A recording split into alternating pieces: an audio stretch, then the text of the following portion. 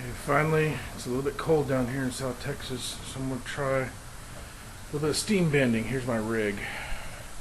Now, this goofy thing right here was my attempt at trying to get some kind of water level device going so that I would know how much longer I had before I ran out of water, being that this is wood. And you notice the fabric gasket I've got on there. They like fire a little too well, and I want to make sure it didn't cause a mess of the thing. As far as the lid right there, that's made out of 2 different sheets of plywood, basically sandwiched together so I can make sure that it didn't go wandering on me. I did basically the same thing up here where the hose reaches into the sewer pipe. It's a sewer pipe with spacers in there to hold on to the wood and keep it inside of the steam stream, so to speak. That's basically another few hunks of wood that I've turned into a bit of a gasket. Homemade plywood, if you will. That's a Cat 4 sewer pipe that I've cut a few holes in to make sure that I didn't blow up the place. I don't think I have to explain what happens when you put too much steam in too small of an area.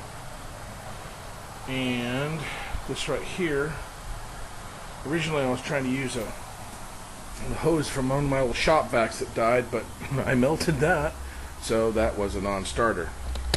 So the idea is, give it a second here while I shake the crap out of you.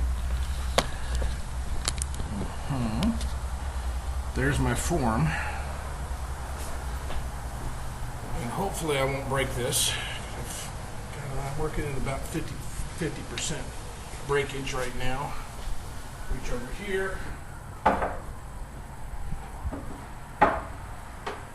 Grab something from the steamer, bring it over here, drop it in there, try to make sure that I'm somewhat level, and basically just start to, so slowly bend it. It turns out it doesn't really like it when you try to sit there and force it too fast, go figure.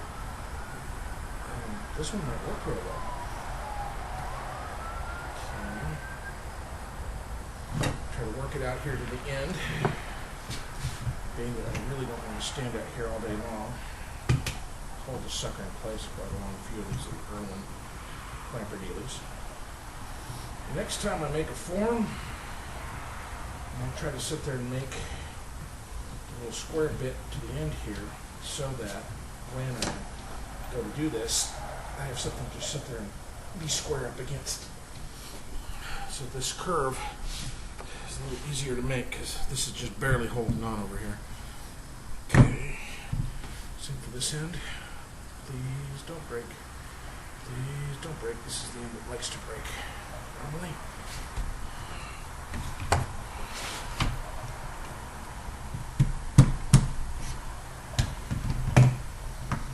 Come on, baby.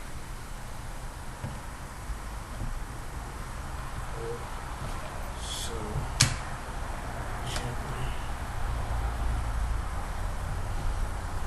Basically, once we get to the point where these things cool and dried, in theory I should be able to sit there and let off, and these things will maintain their shape, which is kind of what I need.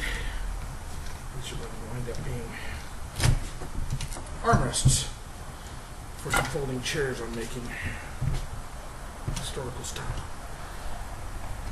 That's pretty much all there is to it.